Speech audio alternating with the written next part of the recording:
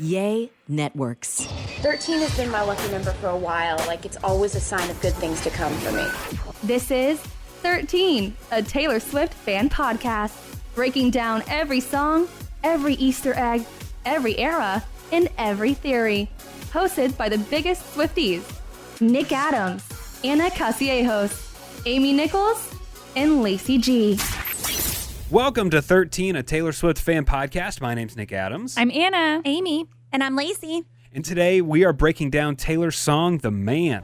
Wondering if I'd get there quicker if I was a man. Guys, why don't you take this episode off? I got this. I can explain all of this to everyone. Don't you worry. Don't work too hard, guys. What you need to do, Nick, is re-explain it to us at the end of the episode. Okay, here's what she really meant. So yeah, this song is from Lover from 2019. Mm-hmm. And it was actually released on 2/27/20. And if you add up all of those numbers together, ignore the zeros because those don't count. You get 13. Yay! Yeah. Woohoo! Do you know what else that is an anniversary of? It's the anniversary of when the Supreme Court unanimously agreed that the right to vote cannot be denied to someone on the basis of their sex. Huh. On February 27th. That's when the music video was released. Is that what you were saying? Yes. Yeah. Yes. Yeah. And since we're talking about the release date of the music video and we want to go a little crazy, because this is, after all, a Taylor Swift fan podcast, in the You Need to Calm Down video, when she says, damn, it's 7 a.m., there's 2 minutes and 27 seconds left in the song, and then she dropped to the man on 2/27/20 at 7 a.m. That's a good Easter egg. I know. Gosh, she's crazy. Is she not? Is she and you nuts? know what? We're crazy for Yeah, right? for feeding into it. Who's crazier? I know. Us or her? I Us, know. for sure. I know. So the song The Man is basically about sexism and the double standards, right? It's very, very straightforward, I think. Can I be honest about something? Yeah. When this first came out, I was like, before I had really dove into this was back 2019, Nick. I was not as evolved as I am now. I was kind of just like, okay, great. It was a time when there was a lot of people speaking up about a lot of things, which was fine. But I was like, okay, great. It's just another song about someone being angry. And then when I listened to it, I was like, oh, wait, maybe she has a point to what she's saying. Maybe I should probably shut up and listen and realize that there's other people who have different feelings and experiences than I do. So then I shut up. Can I admit something too? Yes. I'm still angry that the day that this video came out on February 27th, Did we repeat 2020, the same thing? At 7 a.m. What happened? you and Anna watched it in your room without me and Amy, and then I saw y'all watching it, and I was like, oh, they're watching the music video. And then I invited ourselves to come and watch it, but y'all were going to watch it without us. Y'all did watch it without us. Look, was there any doubt in any of our minds that we would only watch it one time only? Nick, know your place. That was rude. What? In our defense. You were a part of it too. Right. And so Why I'm are you saying, getting that mad at me? I'm not getting mad at you. Oh. I am, because you're a man. I was going to say, in our defense, this was before we had the podcast. So.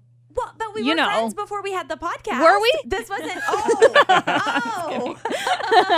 Let's go back up being mad at the guy in the room. I'm totally kidding. Totally kidding. Would you guys like to hear a little bit of Taylor writing this song? This was part of the Miss Americana documentary that's on Netflix, and it's pretty cool. I love hearing how a song comes together, and this is a clip. It's about a minute long. It's just her kind of playing around with lyrics and with music and just kind of seeing what works and what sticks. Maybe it's like, I'm so sick of running as fast as I can, wondering if I'd get much further if I were a man. If I was a man, I was a man. They'd say I hustled, put in the work, instead of shake their heads and question how much of this I deserve, and what was I wearing, or if I was rude. Could I be separated from applauding business I could do, applauding when I'd make a move? Could I be separated from my good ideas and power moves? Just more movement. That's really cool. We drink to the pin and the bottles, to the bitches and models, to the da-da-da-da-das, to the bees and the bottles, to the night. We da pin and bottles, to the bitches and models, to the... Do you know, like, how they're like, we drink and we'd be popping bottles to the we'd be popping bottles to the bitches and models, to the hoes and the, like, do you know, because they get to call us that. they get to fucking call us that. Yeah. Like, I'm already feeling some pressure doing this with 3 women. How does that producer that was making that song, because he's just sitting there and she's just ripping apart men in front of him. I mean, he's running with it and helping her make the song, and listening to her direction, but it's still just Well, I think he kind of has to know that. I mean, she's right at the end of the day. Yeah, She's he's not arguing with her. But I think the coolest thing about the song "The Man," just like in general, is that Taylor has, spoken up about double standards and sexism in the music industry, especially for years. Mm-hmm. But when she releases the Man and Her Lover album, and the album that she owns, and she's so straightforward about it, and she's talking about like my accomplishments and everything, like if I were a man, it already is after Taylor has crushed records, won Grammys. Like if you really do look at her track record, like up until that point, she is insanely successful. Mm-hmm. And so it's like she's already making these points. Like no one can listen to the lyrics and the points that she's making and being like, no, Taylor, you're wrong. It's like, no, that's the whole point that she's making. Mm-hmm. And totally. I think one of my other favorite things about this is that she said that she purposefully wanted this song with this message to be catchy so that it gets stuck in your head. That way you find yourself singing this like super catchy pop song that's about sexism and double standards. Mm-hmm. Because it's not a man-hater song. No. It's just talking about the unfair advantage. It's more also empowering. It's not. She's not focusing on the negative. I don't know. Maybe she's looking at the negativity, but it's also supposed to be empowering. And if it's stuck in your head, then it'll get you moving, get you motivated. Yeah, absolutely. And she's just kind of saying, like, if I made all the same choices, the same mistakes, the same accomplishments, how would it read if I were a man? Which is like, then she gets into everything, which I know we're going to get into. Well, here's something that she said, and it's kind of long, so be prepared for me to stumble. It was a song that I wrote from my personal experience, but also from a general experience that I've heard from women in all parts of our industry. And I think that the more that we talk about it in a song like this, the better off we'll be in a place to call it out when it's happening. So many of these things are ingrained in women, these perceptions, and it's not really about retraining your own brain to be less critical of women when we are not criticizing men for the same things. So many things that men do can be phoned in. If we make a mistake, that's our fault. But if we strategize so that we won't make a mistake, we're calculating. There's a bit of damned if we do, damned if we don't things happening in music. And that's why I feel like I can sit and talk and be like, yeah, this sucks for me too. This feels good. When I go online and I hear stories of my fans talking about their experience in the working world or even at school, the more we talk about it, the better off we'll be. And I wanted to make it catchy for a reason so that it would get stuck in people's head. So they would end up with a song about gender inequality stuck in their head. So for me, that's a good day. Ha. Mm-hmm. And then while promoting this album, she was doing an interview with CBS Sunday Morning, and she spoke about the double standards that exist. There were times, she says, that being young and a woman worked against her. You're always going to have people going, did she write all her own songs? Talking about your personal life, talking about your dating life. There's a different vocabulary for men and women in the music industry, right? Give me an example. Okay, a man does something, it's strategic. A woman does the same thing, it's calculated. A man is allowed to react, a woman can only overreact. And that's so true. I mean, we ourselves, like, we work in the entertainment industry and, like, pop culture and everything. And that is true. Like, I myself have felt like there are times where I can't overreact or I can't get into an argument because then I'm throwing a fit. Because I'm a woman. I'm being emotional, like, that kind of thing. And it's really, really annoying. Like, it really is that, like, I have to even think about it. But when a guy does it, he's just reacting, like she said, instead of overreacting, which then we later see in the music video. I know, she that's alludes what I was to about that. to think. Yeah, with, like, the Serena Williams situation in the tennis scene. Mm-hmm. That was a whole situation where Serena Williams got upset with the umpire. Is that what the tennis man is called? So. I actually don't know. Or ref. Probably Whatever. umpire. That sounds better. The umpire. But then everybody was like, oh my God, she's having a meltdown. It's like, no, male tennis players do that every single day. Why aren't they having meltdowns? Mm-hmm. So it's just, she's just pointing out how that happens in all, I mean, obviously mostly the music industry because that's where she is. But she's also pointing out that it happens everywhere. Yeah. So it's interesting that in The Man, she talks about how she's tired of running, and then she transitions into the archer that starts with combat. I'm ready for combat. So she's stopped running, she turns around, and she fights back. How cool is it that she made the track list like that? I didn't even think about that. Wow. That is really cool.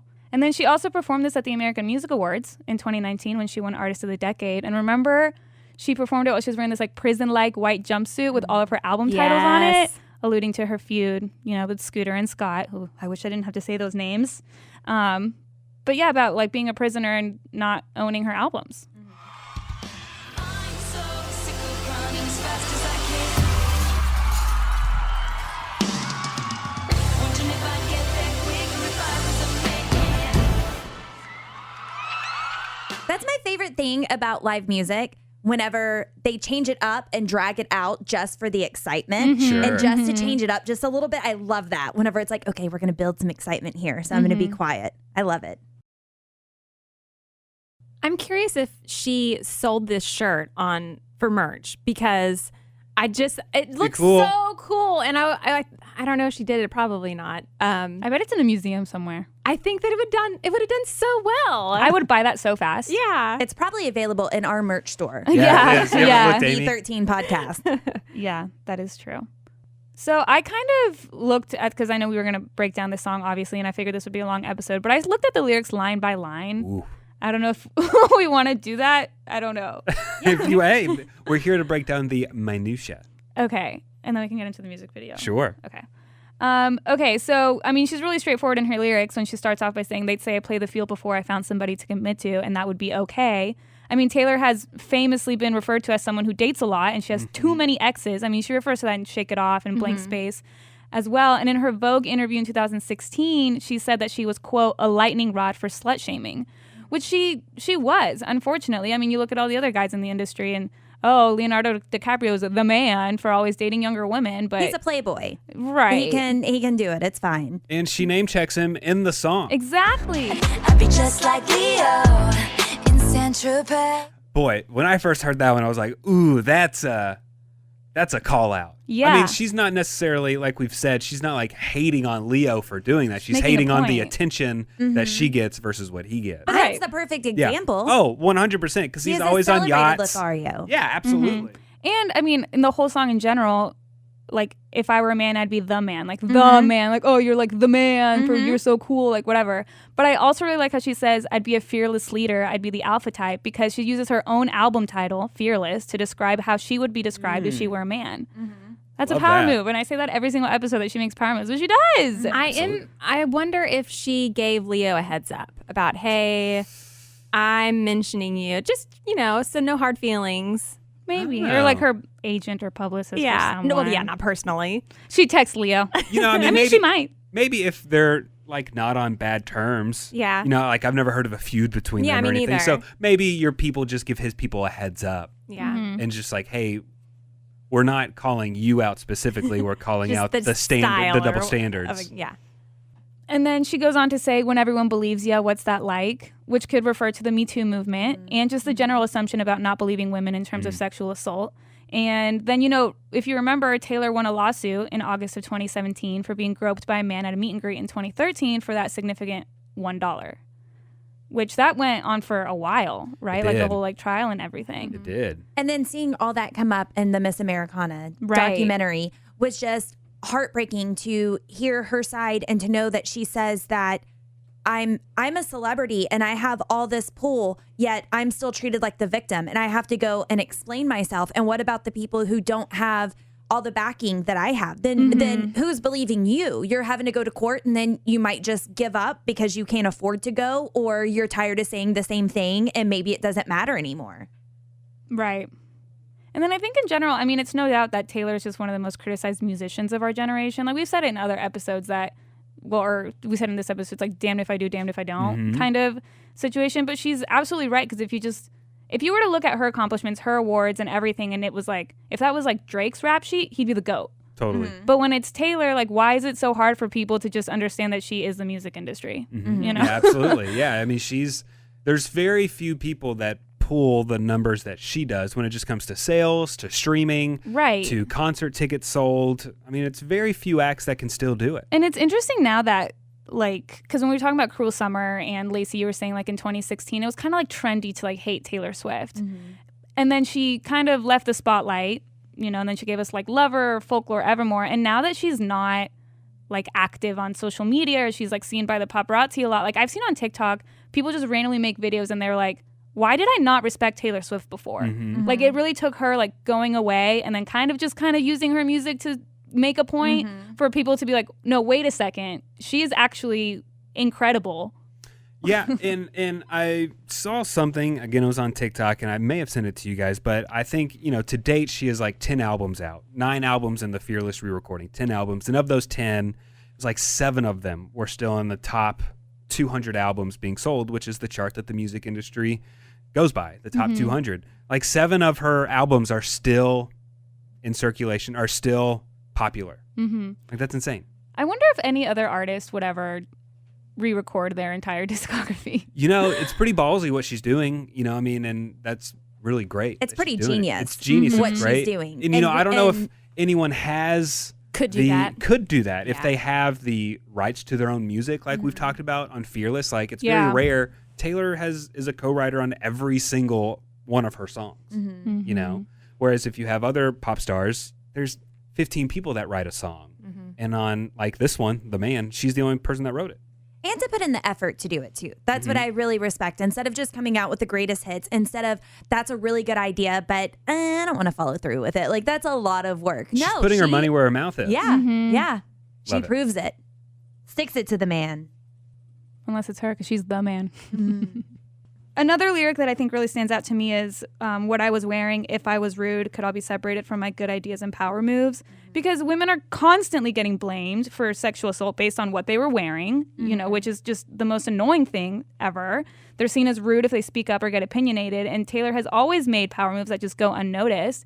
And I mean, I think just in general, like women or young girls in school aren't allowed to show their shoulders because it turns boys on. That's annoying. Teach the boys not to look at a woman's shoulder and be like annoyed by it. It's just the whole thing. I think she's just very straightforward, and I'm obviously like such a feminist. Like, this song just like riles me up if you haven't been able to tell by now. But I don't know. I think I just really like relate to it also just as I get older and older and being in the entertainment industry and like having to think like, okay, if I'm going to have a meeting with, a higher boss male, I do think about like what I wear and like even the colors I'm wearing and things like that, because you have like, I don't know, just as a woman, you even have to think about the language that you use in a meeting. Things like that. It's just, she's just pointing out the obvious. And I'm glad that people are listening.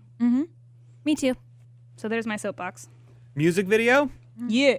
So Taylor made her directorial debut with this music video, and she won the 2020 VMA for Best Direction. She was the first solo female to win that award, which is pretty impressive. And in the credits, she makes it very clear all of the roles that she has in making this video. Taylor Swift. She's the writer, the performer, the director, the executive producer, and the star. So she makes it clear that this is my project. And it's all me. And that no men were harmed in the making of this video. But I loved it. Okay, so when the music video starts, did you guys know right away that was her dressed as a guy? It took me a minute. It really did. Because of the eyes. Because if she would have left her beautiful blue eyes, that would have been a dead giveaway. But then she darkened her eyes and she had in contact. So no, right off the bat, I didn't. After I was invited, or I invited myself to come watch the video with you guys, then we started speculating, but we really didn't know. And then the voice at the end just threw us all off. So no, the whole time I didn't think so. Then I got suspicious. Because it kind of, I mean, I guess if you know it's her, but it kind of looks like her, but it doesn't. It just looks like a very pretty guy, But it kind of does, kind of doesn't. She talked about the process. She said it only took 5 hours in the makeup chair plus a little sprinkle of privilege dust for her to look like that. Privilege dust? What's that? I think I already knew that it was her before I watched it. And I did see some funny comment on YouTube. It said, Taylor dresses like a man, and all the Swifties say, that's Taylor. And then Taylor puts on a brown wig, and all the Swifties are like, who in the world is that? Referencing You Belong With Me. Couldn't tell you. No Didn't idea you not know? Yeah, I had no idea. That's hilarious. Who's that? So she goes by Tyler Swift in this video, not Taylor.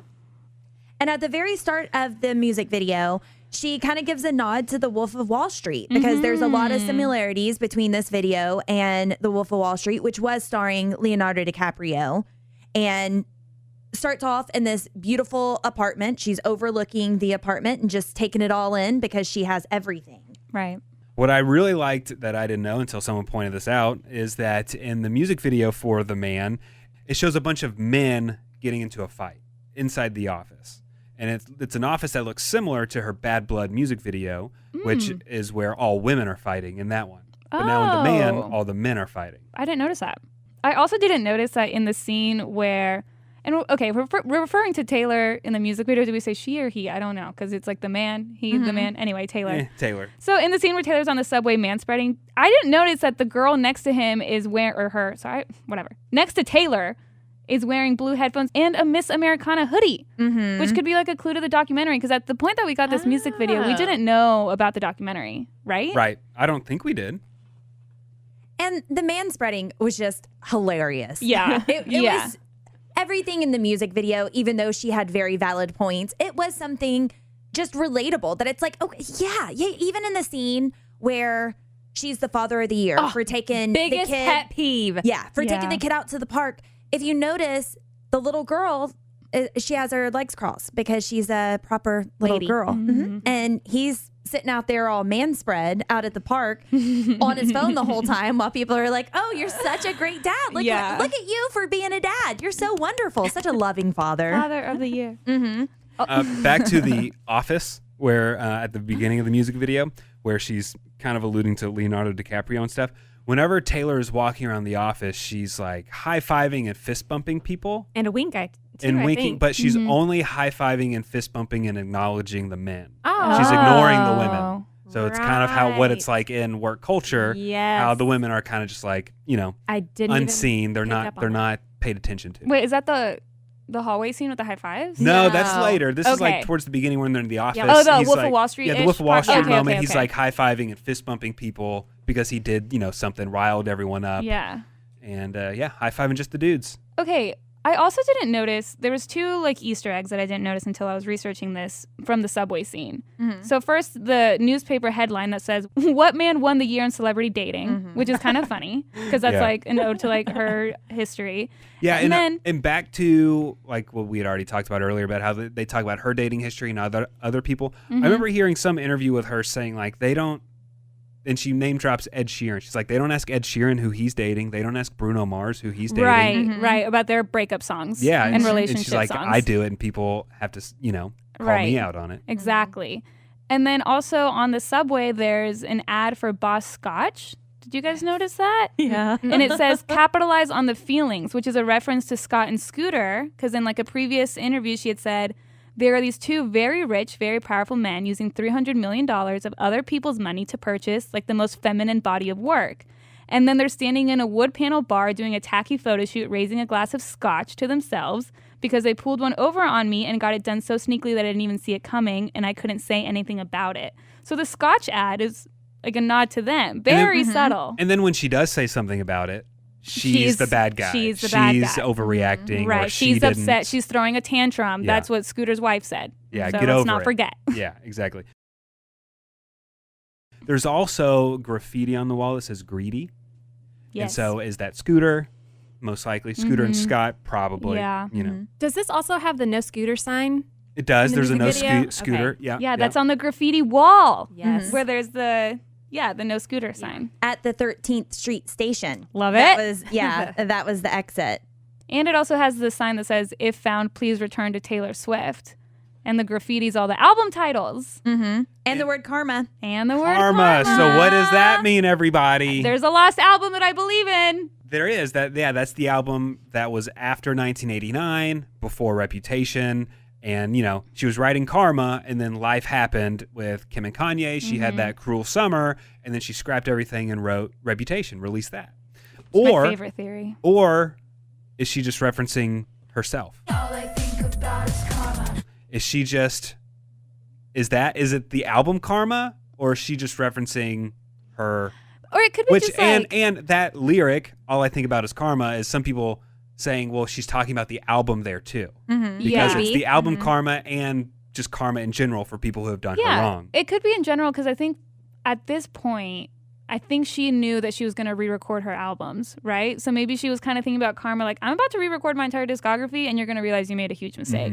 Maybe, because then some people think that this wall shows the order of the re-recordings coming out. Have y'all seen that? No. But walk me through it. Well, you have to kind of look it up online and see the actual image, but people have broken it down completely by like a grid. And like they break it down by months, time, everything. Oh my God. And like some of the albums are like super close to each other. Some are far away. Yes. And so, I mean, it's a huge, huge theory because we have, a few more albums to go to see if it even checks out. But like on the right side, you see Fearless, and then right under it, you see Red. Because that came, she announced that she was doing Red before 1989 and all of that. So that's one theory. But remember when we thought 1989 was coming? Exactly. Everybody was throwing theories left and right. But people were pretty convincing about this one. So she's peeing. Did you guys see what people had referenced about the pee? So It's blue. Well, it's blue and glittery. And some people said maybe that's her alluding to the fact that it's blue and glittery. Guys don't have to fit into a certain box. Guys can be blue and glittery. They don't just have to be like blue and manly. They can be blue and glittery. That. Okay. They can be themselves, whoever they are. And is peeing just another way that's symbolizing what Scooter and Scott have done to her and her body of work? She's peeing on this wall with all her album titles on it. They're just taking a whiz on her work. You know what that reminds me of? Which is definitely not like related in this music video. Well, kind of. Do you remember like a while back when Kanye West was like mad at the Grammys and he posted a video of himself peeing on his Grammy award like on social media? I do remember that. And everybody was like, well, he's right. He has a point, like whatever. And then I remember when that happened, I thought to myself, if Taylor Swift ever peed on a Grammy and posted it, are you kidding me? That would not have been the same reaction. But it's Kanye. He's but being it's funny. Kanye. He's the GOAT. Yeah. Ridiculous. Since we're talking about Kanye, there's a scene in the Man music video where Taylor wakes up. She's had a one-night stand with some hot girl, and she leaves the house, apartment, whatever it is, and she walks down this hallway, and there's a bunch of hands sticking out, and they're just giving Taylor a bunch of high fives. She's giving high fives and fist bumps to all these hands. Okay, there's lots of stuff packed into this. So some people think that the hallway is representative of Kanye's house. It looks just like his house. He and Kim's house. That's like very like stark. It's like a museum type house. Maybe it's like that. There's 19 hands that are giving him high fives. 19 represents the 19th Amendment that gave women the right to vote. Let's go, Taylor. So was she in that moment? Could she also be representing just like a walk of shame because he had just slept with a woman? Well, I mean, yeah, it's saying that men get applauded if they sleep with a hot chick, but women, they don't get that. It's opposite for women. They get it's the walk of shame for a girl. It's not called the walk of shame for a guy. Stride of pride. Yeah, it's great for a guy, but it's not for a girl. So we've already discussed the world's best dad and the tennis drama. And then we get to the wedding. And this is 58 years later. And the man gets married to a much, much younger woman at a wedding ceremony. 58, 5 and 8, 13. She just does everything. I love it. Well, the bride in the scene flashes a giant engagement ring.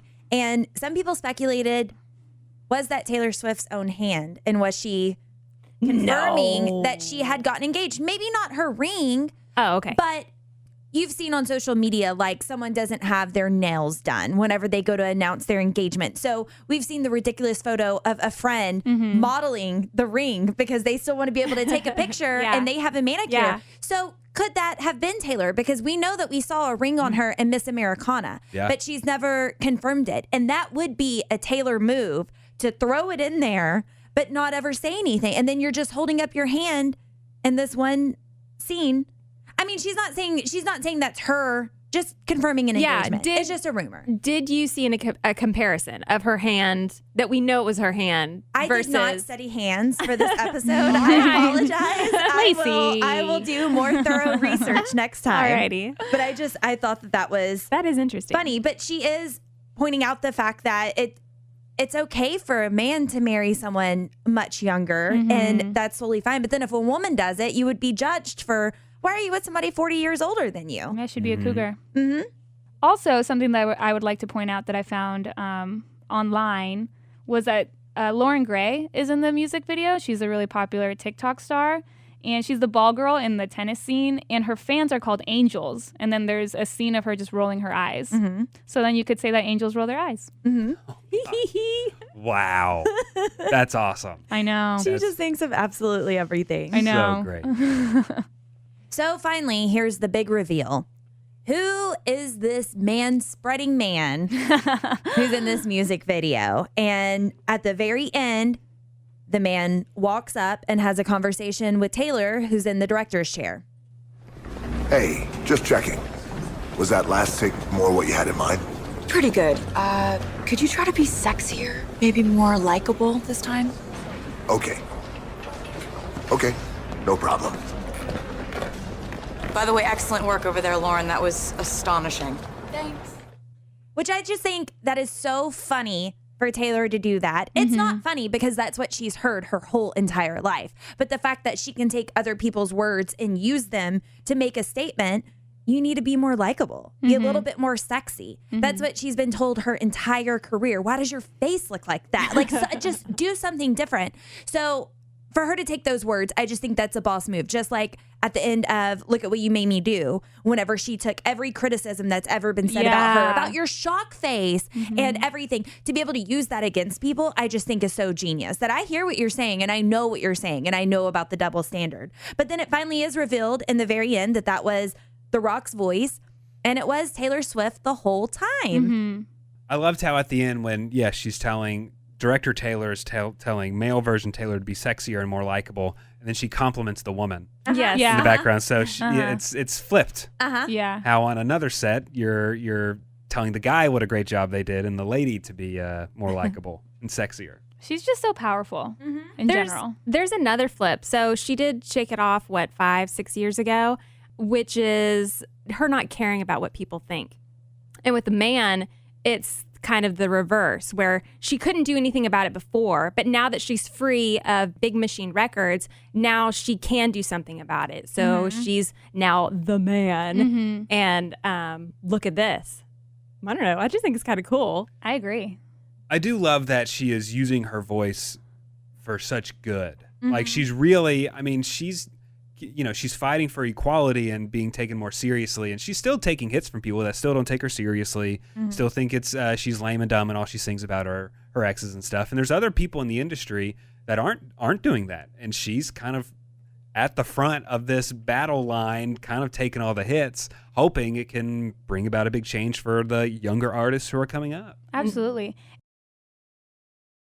And I think it's also great because, we've been blessed with Taylor's career for the last, decade or so. And then you have people up and coming like Olivia Rodrigo. And when people start criticizing her songs, being about her relationships, people react and they're like, we're not going to treat Olivia the way that y'all treated Taylor. We know better. We've learned.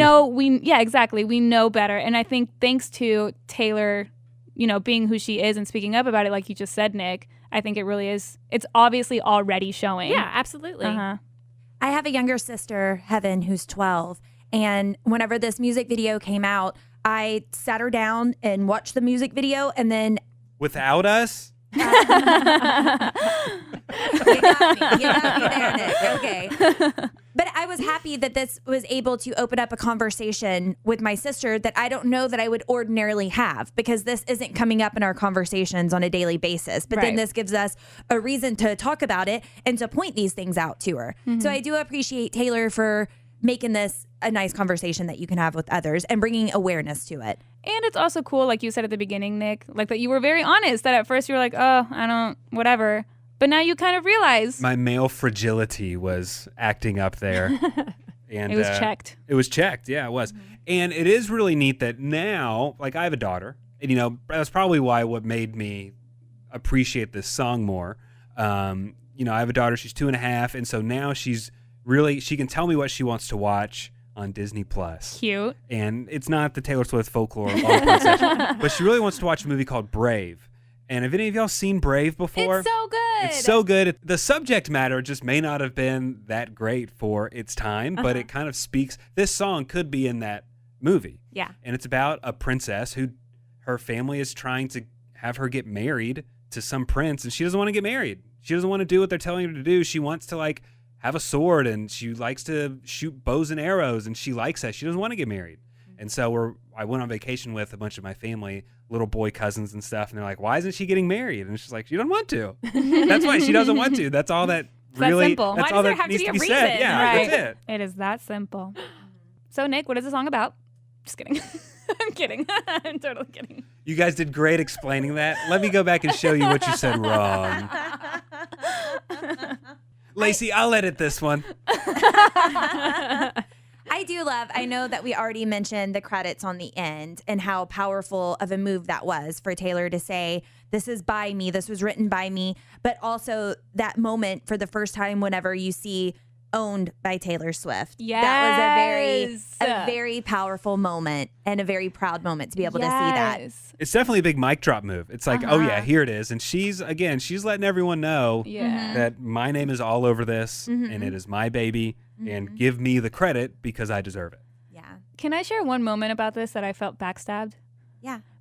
So when this music video came out, I made a TikTok parody of the high-fiving hands part. I like put on a boy wig and everything. Y'all helped me make it.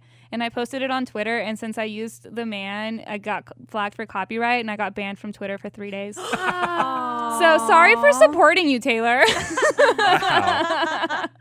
Do you still have that? Yeah, but the sound is gone. Oh, okay. I was thinking about that video today. Oh, really? About your TikTok. Well, that's it for this episode of 13, a Taylor Swift fan podcast. Be sure to subscribe to this podcast and leave us a great review on whatever podcasting platform you're listening to us on right now. And be sure to come back to us next time because we're going on to track number 5 on the Lover album, and we're going to be talking about The Archer. Thanks for listening to 13, a Taylor Swift fan podcast. Subscribe for free and leave a positive review on Apple Podcasts, Spotify, or Google Podcasts.